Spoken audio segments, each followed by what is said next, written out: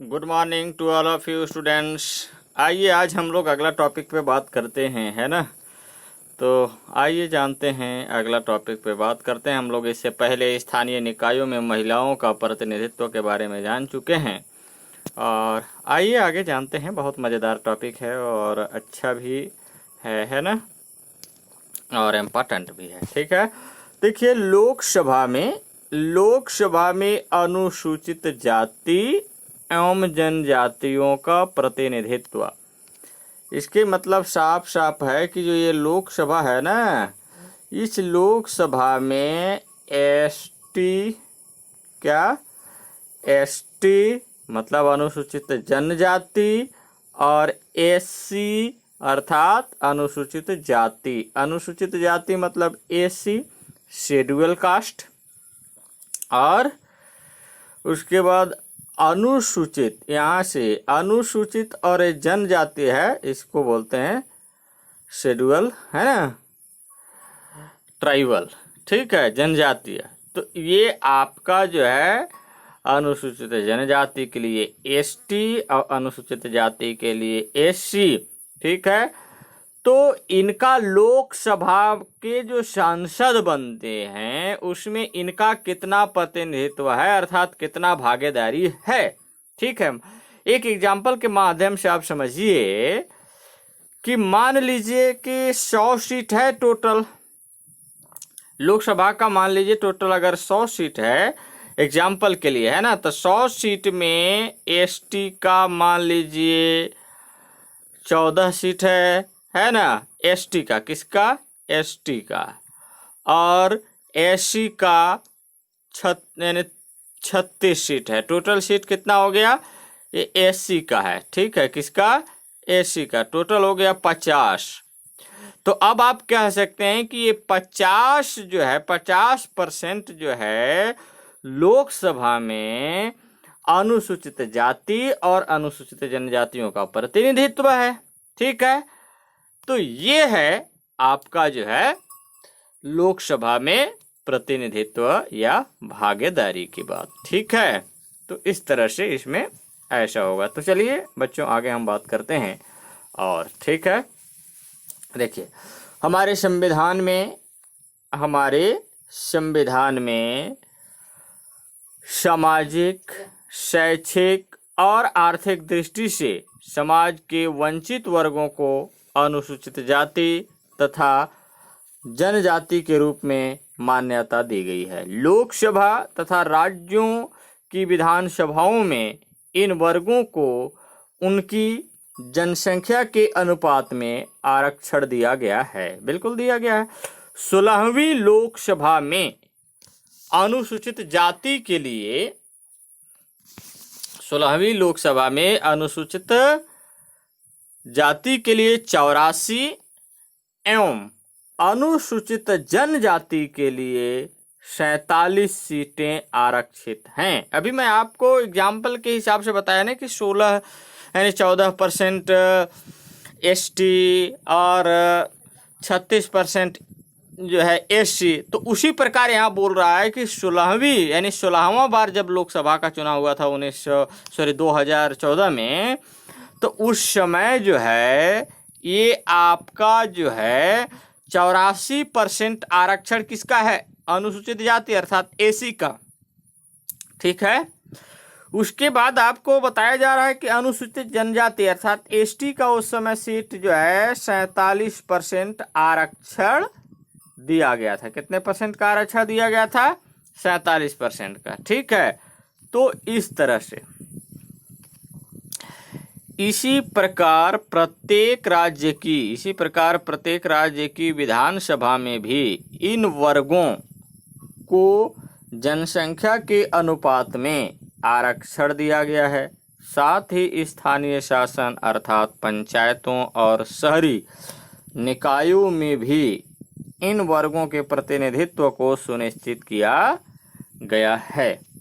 ठीक है, तो इस तरह से आप इसको समझ गए होंगे। वो तो सिर्फ आप एग्जाम्पल से ही समझ गए, बाकी इसमें कुछ है ही क्या है, बताओ ना, है कि नहीं। चलिए आगे बात करते हैं, है ना। देखिए दबाव समूह क्या है, दबाव समूह। तो पहले मैं इस दबाव समूह से संबंधित बात करने से पहले मैं आपको एक एग्जाम्पल्स के बारे में बात करना चाह रहा हूं, और उस एग्जाम्पल को आप ध्यान से सुनिए और समझिए, उसके बाद आपको बिल्कुल अच्छे से सारा चीज़ें समझ में आ जाएगा। देखिए, मैं आप सबके घर से एग्जाम्पल लेके आ रहा हूँ, बिल्कुल आपके घर में वो एग्जाम्पल है। अच्छा, आप देखे होंगे कि आपके घर में छोटा बच्चा जैसे मान लीजिए है, मान लीजिए मैं मानता हूँ कि आपके भैया का यानी भाभी की या मम्मी के ही बच्चे हैं, जैसे मान लीजिए छोटा सा बच्चा है, जो बच्चा जो है कहा जाए तो लगभग 1 वर्ष का हो रहा है। कितने वर्ष का हो रहा है? 1 वर्ष का है, ठीक है। तो 1 वर्ष का जो बच्चा है, वो बच्चा जो है रोता कब है? जब उसको भूख लगता है।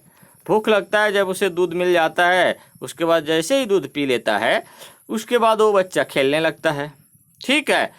जैसे ही ये बच्चा एकदम बिल्कुल जोर जोर से रोता है, तो ये माँ के ऊपर अपना ये इसका रोना जो हुआ, वो माँ के ऊपर प्रेशर हो गया कि अरे इसको भूख लग गया, दूध पिलाना है इसे, ठीक है। एक प्रेशर डाल दिया है ना, इसको काम मतलब ये अपना काम के लिए अपने भूख के वजह से प्रेशर डाला, और ये इन्होंने कोई इम्पोर्टेंट काम कर रही थी, लेकिन उस इम्पोर्टेंट काम को छोड़ करके वो क्या की, जा करके बच्चे को पहला काम के दूध पिलाने लगी। क्यों पिलाई? पता है आपको क्यों पिलाई? क्योंकि इन्होंने प्रेशर दिया, रोना स्टार्ट किया, इनको भूख लगा था, इनका मांग था, और जैसे ही मांग इन्होंने किया, इन्होंने जा करके इनको दूध पिलाया, और जैसे ही इनका पेट भर गया, ये बिल्कुल आराम से इधर हंसते खिलखिलाते खेल रहा है। तो माँ कब गई? जब बच्चा रोया। उसी प्रकार दबाव समूह में है कि जब जनता को जरूरत पड़ता है, यानी जनता यानी सरकार, मान लो ये बना दिया गया है, जनता ने सरकार को चुन दिया, लेकिन सरकार अगर कोई काम नहीं कर रहा है और ये जनता को जरूरी है कि ये काम होना चाहिए, तो जनता क्या करती है जानते हो? हड़ताल करती है, रोडों के किनारे गाड़ी चक्का जाम कर देता है कि नहीं जाने देंगे हम जब तक हमारा ये काम पूरा नहीं होगा। तो सरकार इस जनता के दबाव में आकर के और उस काम को करता है ना। वहाँ पे उस विकास के लिए वो ऐलान करता है, जब वो काम के लिए ऐलान कर देता है तो जनता चक्का जाम करना क्या कर देता है? छोड़ देता है। ये बात आपको एकदम बिल्कुल समझ में आ गया होगा। अगर ये समझ में नहीं आया होगा तो फिर आप क्या समझेंगे, हम तो बात अलग है, ठीक है, ठीक है। अगर ये उदाहरण आप समझ गए होंगे तो आप समझ लीजिए कि ये दबाव समूह के बारे में आप पूरी तरह से समझ चुके हैं। बस इसके अंदर की बातों को अब आपको वो पूरा एग्जाम्पल को इसके ऊपर इम्प्लीमेंट कर देना है, और जैसे ही इम्प्लीमेंट करेंगे आपको पूरा का पूरा समझ में आ जाएगा, और आपको इसको रटने की ज़रूरत नहीं है। जिस आधार पे आप समझे हैं उस आधार पर जाकर के कॉपी में लिख दीजिए। ये क्वेश्चन दबाव समूह हर बार पूछा जाता है, कोई एक बार नहीं। वार्षिक पेपर में दबाव समूह से बहुत इंपॉर्टेंट क्वेश्चन है, इसलिए आपसे बोला जा रहा है। और एग्जाम्पल भी मैं छोटा से लेके बड़ा तक के बारे में बताया आपको, ठीक है। तो चलिए आगे बात करते हैं। देखिए क्या है, आइए एक घटना के माध्यम से दबाव समूह की प्रकृति और आधुनिक लोकतंत्र में इनकी भूमिका को समझने का प्रयास करें। यानी 1984 में कर्नाटक सरकार ने कर्नाटक पल्प बोर्ड लिमिटेड एक कंपनी था, है ना, लिमिटेड नाम से एक कंपनी बनाई, और उसे 30,000 हेक्टेयर जमीन, कितने? 30,000 हेक्टेयर जमीन 40 सालों के लिए दे दी। किसने? कर्नाटक के सरकार ने। कर्नाटक के सरकार ने 30,000 हेक्टेयर जमीन जो है 40 सालों के लिए कौन से कंपनी को दे दी? कर्नाटक पल्प बोर्ड कंपनी यानी लिमिटेड कंपनी को दे दिया, अर्थात प्राइवेट कंपनी को दे दिया। और उस जमीन का इस्तेमाल किसान अपने पशुओं के चारागाह के रूप में करते आ रहे थे। वहाँ के जनता लोग उस जमीन का, जिस 30,000 हेक्टेयर जमीन को सरकार ने कंपनी को दिया, उस जमीन में वहाँ के जनता लोग, वहाँ के पब्लिक लोग जो है जमीन का इस्तेमाल जो है किसान लोग जो थे वो पशु को चराने के लिए करते थे। ठीक है, आप घर में अगर पशु रखे होंगे तो आप जानते होंगे कि पशुओं को जो है चराया जाता है। ठीक है, तो इस तरह से कंपनी ने उस जमीन पर नीलगिरी के पेड़ लगाने शुरू किया। और कंपनी ने क्या किया, नीलगिरी का पेड़ होता है और उस नीलगिरी का पेड़ लगाने का काम शुरू किया। और इन पेड़ों का इस्तेमाल कागज बनाने की लुगदी तैयार करने के लिए किया जाना था। लेकिन पहले से 1986 से किसान और राज्य के जाने माने लेखक और पर्यावरणविदों ने मिलकर सामुदायिक जमीन बचाने के लिए आंदोलन शुरू कर दिया। जैसे ही आंदोलन शुरू हुआ एक दबाव पैदा हो गया। अब सरकार को निर्णय लेने की बारी आएगा। आंदोलन मतलब हमने अभी बताया था ना कि किसी चीज की मांग होता है तो उसका दबाव होता है। अब यहाँ पे मांग होने लगेगा। समुदाय जो है जमीन बचाने के लिए आंदोलन शुरू कर दिया, दबाव स्टार्ट हो गया। उन्होंने सरकार और मुख्यमंत्री को ज्ञापन जैसे ही दिया उसका दबाव उस पर प्रभाव पड़ेगा। ज्ञापन दिया और उनके द्वारा कोई कार्यवाही न करने पर सर्वोच्च न्यायालय में याचिका दायर की गई, अर्थात केस दायर किया गया।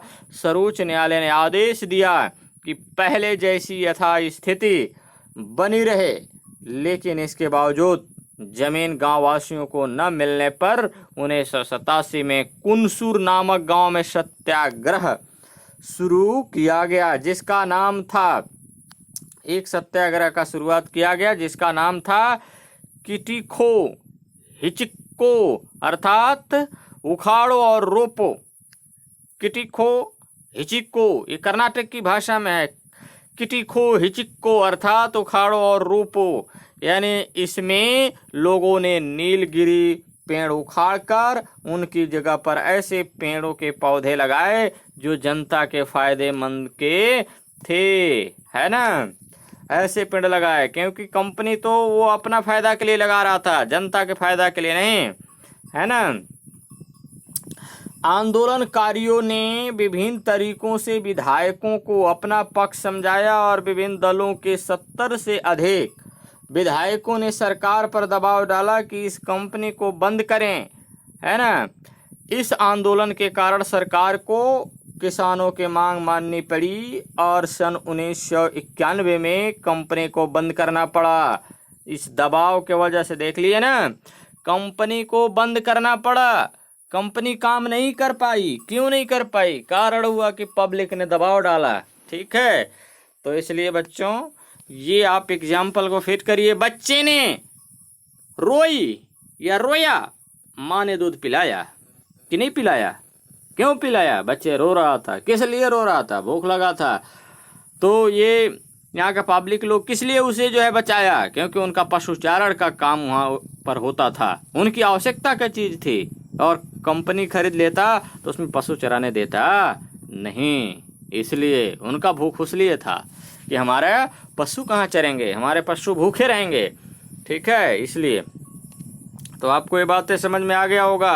ठीक है, ध्यान से सुनिएगा, समझ में आ जाएगा। ये परीक्षा के लिए बहुत इंपॉर्टेंट टॉपिक है और नहीं सुनिएगा तो ताली बजाते रहिए। पढ़ना लिखना नहीं है तो फिर छोड़ छाड़ के बैठ जाओ, घर में काम करो माता पिता का अच्छा से, है ना, ये बेहतर होगा।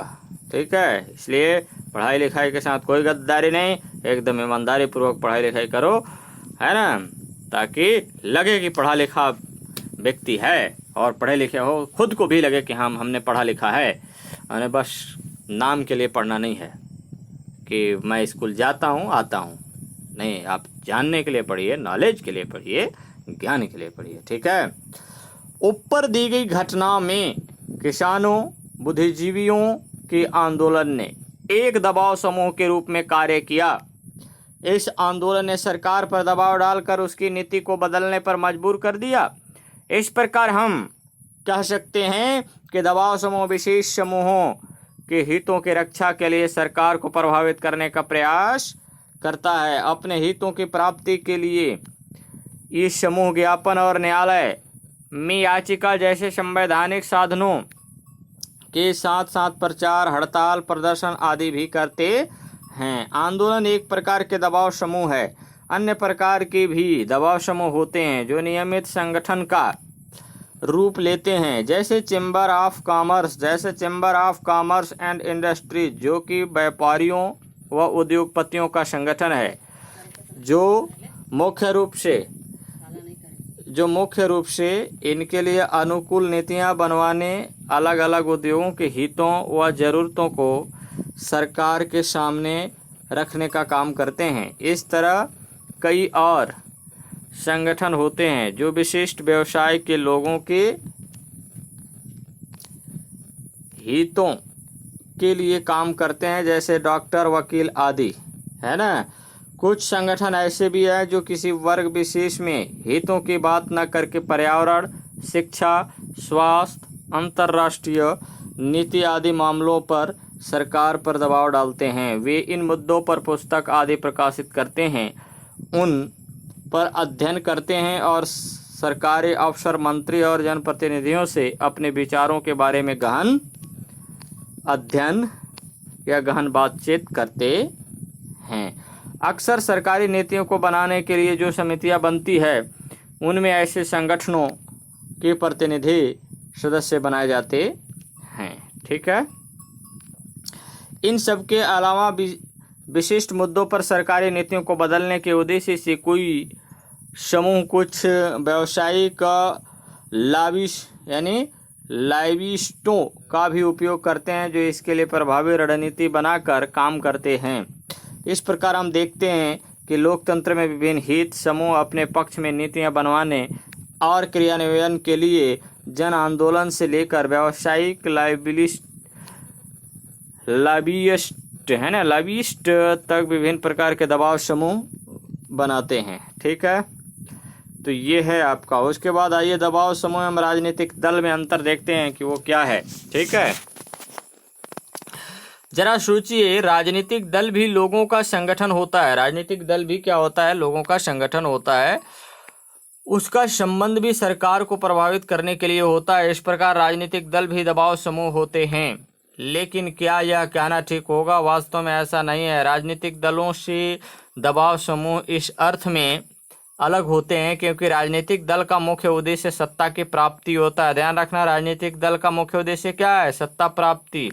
ठीक है, यह सरकार बनाना होता है। जबकि दबाव समूह का उद्देश्य सत्ता प्राप्ति का नहीं होता, बल्कि सरकार को प्रभावित करके अपने कार्य करवाना होता है। ऊपर की गई चर्चा के आधार पर हम देख सकते हैं कि दबाव समूह की प्रमुख विशेषताएं निम्नलिखित है। दबाव समूह सत्ता प्राप्त करने की कोशिश नहीं करते हैं। दबाव समूह का निर्माण तब होता है जब सामने यानी समान पेशे, हित, आकांक्षा और मत के लोग एक सामान्य उद्देश्यों को प्राप्त करने के लिए एकजुट हो जाते हैं। दबाव समूह अपने उद्देश्यों की प्राप्ति के लिए नीति निर्माताओं को प्रभावित करते हैं। ये चौथा नंबर है कि अपने उद्देश्यों की प्राप्ति के लिए दबाव समूह प्रचार, प्रसार, प्रदर्शन, गोष्ठी, आंकड़े प्रकाशित करना और लाइविंग आदि करते हैं। लाइविंग मतलब आपको समझ में नहीं आ रहा होगा। लाइविंग मतलब आपस में जैसे क्या करते हैं, कन्विंस करते हैं, आपस में बैठ करके समझाइश करते हैं कि नहीं ये हमारे लिए है, ऐसा होना चाहिए। ठीक है, एक व्यवस्था का जो है काम करते हैं। ठीक है, उसके बाद आइए हम लोग देखते हैं लोकतंत्र में समूह की भूमिका, यानी लोकतंत्र में दबाव समूह की भूमिका। यानी ऐसा लग सकता है कि किसी एक ही तबके के हितों की पैरवी करने वाले दबाव समूह लोकतंत्र के हित में नहीं, लोकतंत्र में किसी एक तबके का नहीं बल्कि सबके हितों की रक्षा होनी चाहिए। यह भी लग सकता है कि ऐसा समूह सत्ता का इस्तेमाल तो करना चाहते हैं, है ना। ऐसा समूह सत्ता का इस्तेमाल करना तो चाहते हैं लेकिन जिम्मेदारी से बचना चाहते हैं। ठीक है, तो ऐसा मतलब क्या होगा? लेकिन ये देखिए, इनको अपने काम से जरूरत है। ठीक है, राजनीतिक दलों को चुनाव के समय जनता का सामना करना पड़ता है, लेकिन ये समूह जनता के प्रति जवाबदेह नहीं होते। कभी कभी ऐसा भी हो सकता है कि दबाव समूहों को बहुत कम लोगों का समर्थन प्राप्त हो, लेकिन उनके पास धन ज़्यादा हो और इसके आधार पर अपने संकुचित एजेंडा यानी एजेंडे पर वे सार्वजनिक बहस का रुख मोड़ने में सफल हो जाए। ठीक है। इन आशंकाओं के बावजूद यह माना जाता है कि दबाव समूहों और आंदोलनों के कारण लोकतंत्र की जड़ें मजबूत हुई है। शासकों के ऊपर दबाव डालना लोकतंत्र में कोई अहितकर गतिविधि नहीं, बशर्ते इसका अवसर सबको प्राप्त हो। सरकारें अक्सर थोड़े से धनी और ताकतवर लोगों के अनुचित दबाव में आ जाती है। ठीक है।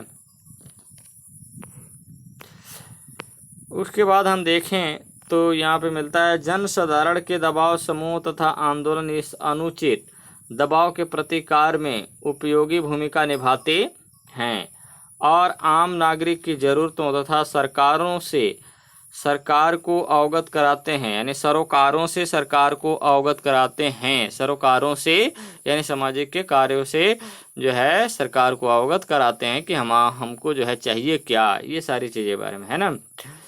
वर्ग विशेषी हित समूह भी महत्वपूर्ण भूमिका निभाते हैं। जब विभिन्न समूह सक्रिय हो तो कोई एक समूह समाज के ऊपर प्रभुत्व कायम नहीं रख सकता।